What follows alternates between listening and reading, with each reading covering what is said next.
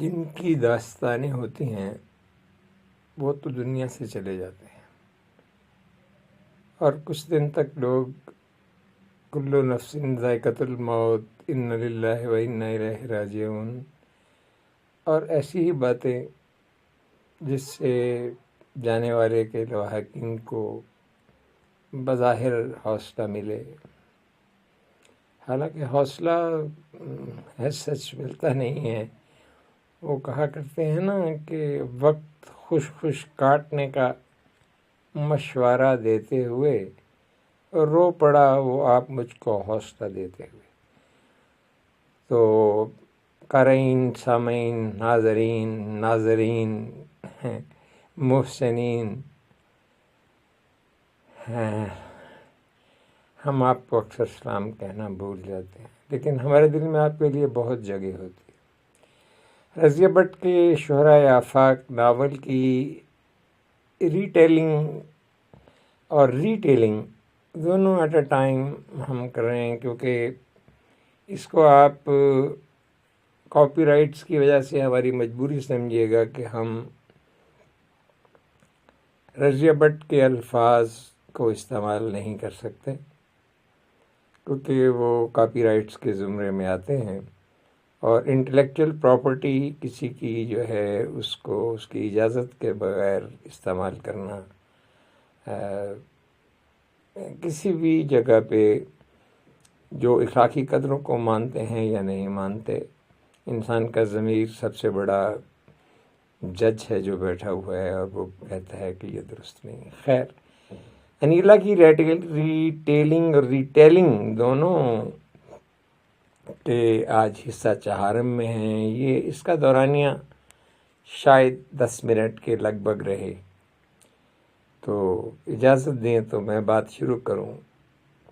رات دھیرے دھیرے اپنے بوجھ کے ساتھ اتر رہی تھی، ہوا میں خنکی نہیں تھی، مگر خاموشی ایسی تھی جیسے کسی نے لفظوں کی سانس روک دی ہو۔ انیلا کھڑکی کے پاس کھڑی تھی، باہر کچھ خاص نہیں تھا، ایک نیم تاریک گلی، دور کہیں کتوں کے بھونکنے کی بڑی کمزور سی آواز، اور بجلی کے کھمبے پر ٹمٹماتا ہوا بلب، مگر اسی معمولی منظر میں اسے اپنی پوری زندگی سمٹی ہوئی محسوس ہو رہی تھی۔ وہ سوچ رہی تھی کہ کچھ لوگ کیوں ہمیشہ انتظار میں رکھ دیے جاتے ہیں، واہ، نہ انہیں صاف انکار ملتا ہے نہ مکمل قبولیت،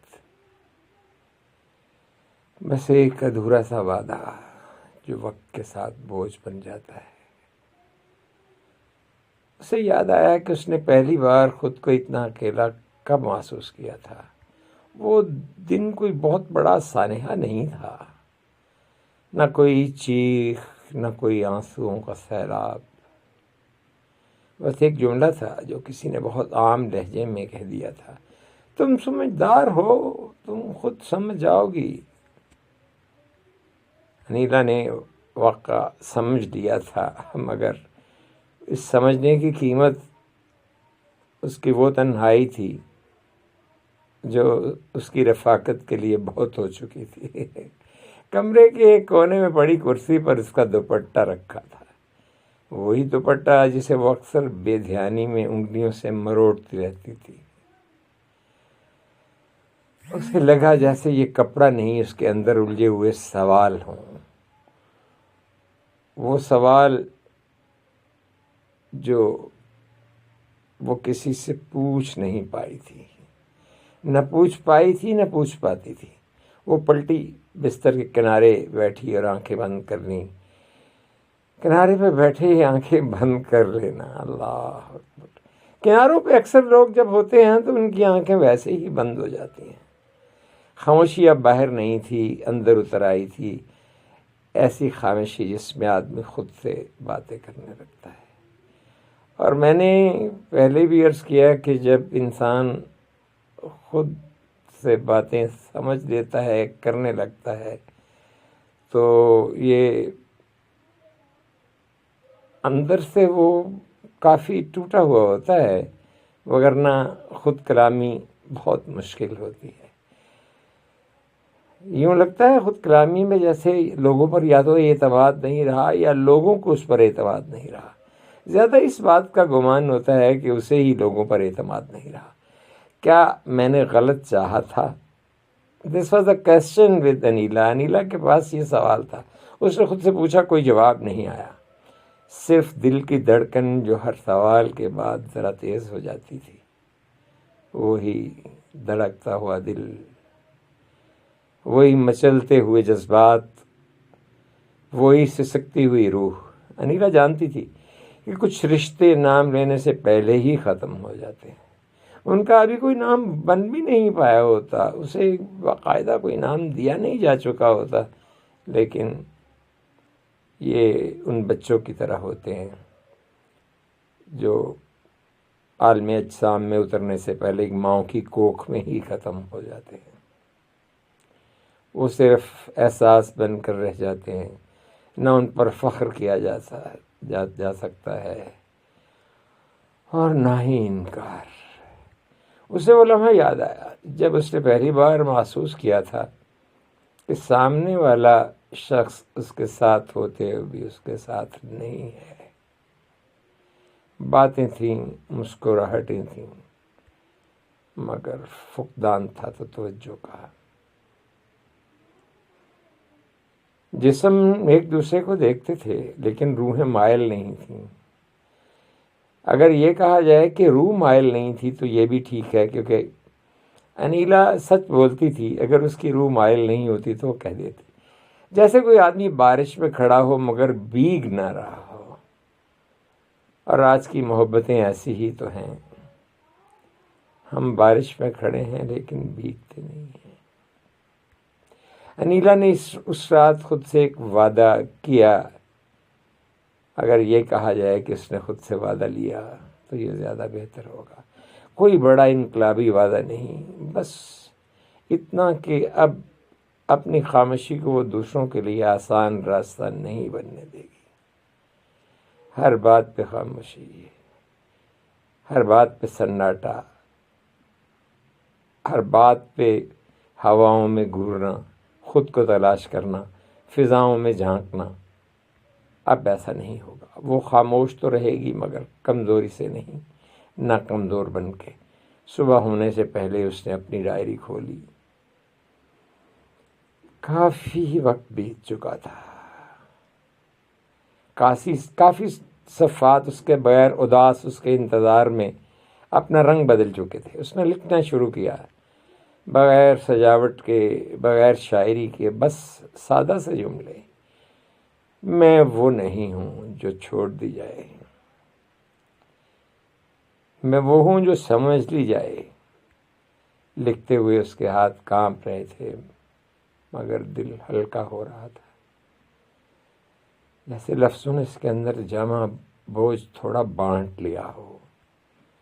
دن نکلا تو شہر ویسا ہی تھا، لوگ، شور، ذمہ داریاں اور دیگر معاملات، مگر انیلا ویسی نہیں تھی۔ وہ بدل نہیں پائی تھی، اور وہ بدل شاید نہیں رہی تھی، لیکن اتنا ضرور تھا کہ وہ ٹوٹنے سے ذرا پیچھے ہٹ گئی تھی۔ کام کے دوران بھی اس کے ذہن میں وہی خیال بار بار آتا رہا، کچھ لوگ ہمیں نہیں کھوتے، ہم انہیں چھوڑنا سیکھتے ہیں، وہ ہمیں نہیں کھوتے، ہم انہیں چھوڑنا سیکھتے ہیں۔ اور یہ سیکھنا سب سے مشکل سبق ہوتا ہے۔ کسی کو چھوڑنا، لوگ کسی کو چھوڑ کے کیسے چل دیتے ہیں، بوجھل قدموں سے، آرام سے، کیا یہ بہت سہل ہوتا ہے؟ باہر کے بہت سے سوالوں کے ساتھ وہ اپنے ساتھ کھڑی تھی۔ دوپہر کے وقت اسے ایک پیغام ملا، مختصر سا، عام سا، مگر اس کے پیچھے وہی پرانی الجھن تھی۔ انیلا نے فون اسکرین پر دیکھا پڑھا اور بغیر جواب دیے فون سائڈ پر رکھ دیا. فون دیکھا، سنا نہیں، اسے پڑھا اور بغیر جواب دیے فون سائڈ پر رکھ دیا. یہ انکار نہیں تھا، یہ خود کو بچانے کا ایک طریقہ ہی تھا. شام کو وہ چھت پر چلی گئی. آسمان پر بادل تھے مگر ان کے برسنے کا کوئی ارادہ نظر نہیں آتا تھا. اسے لگا جیسے آسمان بھی کسی فیصلہ کرنے کے معاملے میں رکا ہوا ہے، اٹکا ہوا ہے. rather in two minds. اس نے گہری سانس لی اور پہلی بار دل ہی دل میں کہا، اگر کوئی میرا ہونا چاہے گا تو مجھے کم نہیں سمجھے گا. یہ انیلا کا کوئی کمپلیکس نہیں تھا، یہ وہ سچائی تھی جس کو وہ دھیرے دھیرے، جس سچائی کے اندر وہ اترتی چلی جا رہی تھی، بلکہ سچائی کی یہ دلدل اس کو اپنے اندر کھینچ رہی تھی. سچائی میں بہت کشش ہوتی ہے، وہ چھوڑتی نہیں ہے. رات دوبارہ آئی مگر اس بار وہ پہلے جیسی نہیں تھی. بہت سے لوگ آپ کو کئی بار ملتے ہیں لیکن وہ پہلی بار جس طرح ملتے ہیں ویسے کبھی مل نہیں پاتے. اس میں تھوڑی سی ہمت شامل تھی، تھوڑی سی وضاحت، اور بہت تھوڑا اور بھی کچھ ہوگا، لیکن ادراک بہت زیادہ تھا. اب اس میں ادراک کی مقدار بتدریج بڑھتی چلی جا رہی تھی. انیلا جانتی تھی کہ یہ کہانی ابھی ختم نہیں ہوئی، یہ تو اس کا چوتھا حصہ ہے، اختتام نہیں. باب چہارم میں چوتھا حصہ بھی کہنا جائز نہیں ہوگا. نہ جانے کتنے ہی باب ہیں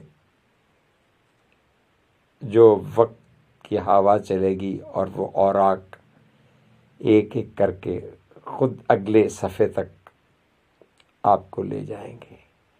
یہ اختتام نہیں، اصل امتحان تو ابھی باقی ہے. جب دل چاہے گا پیچھے مڑنے کو اور عقل آگے بڑھنے کا کہے گی. اسی کشمکش میں پھر انیلا نے نہ چراغ بند کیا اور خود یہ کہہ کر سونے کی کوشش میں کھو گئی کہ میں خود کو کھونا اب برداشت نہیں کر سکتی. اب مجھے نیند میں کھونا ہے، میں خود کو کھونا نہیں چاہتی. یہی اس رات کی سب سے سچی اور قابل ذکر بات تھی جو میں نے آپ کی نظر کی. انیلا کا باب چہارم اپنے انجام کو پہنچ چکا. آپ مجھ سے انگلی چھڑا رہے ہیں، مجھے پتہ ہے آپ کو میری انگلی ہاں، کسی کی انگلی پکڑنے کے لیے کسی کی انگلی چھوڑنا ہوتی ہے. اس کشمکش سے بہت سے لوگ گزرتے ہیں. تو اجازت دیجئے، یہ تھا انیلا کا باب چہارم، رضیہ بٹ کی وہ کاوش، وہ کوشش جو اس نے اس عورت کے لیے کی جس کے پاس زبان تھی لیکن فالج زدہ، جو بہت کچھ کہنا چاہتی تھی لیکن کہہ نہیں پاتی تھی. تو ملیں گے انشاءاللہ جی باب پنجم میں. اجازت دیجیے، خوش رہیے، بہت راضی رہیے، بہت زیادہ راضی رہیے. اللہ تعالیٰ آپ کو خوش رکھے، راضی رکھے، سلامت رہیں. اللہ حافظ و ناصر. السلام علیکم ورحمۃ اللہ وبرکاتہ.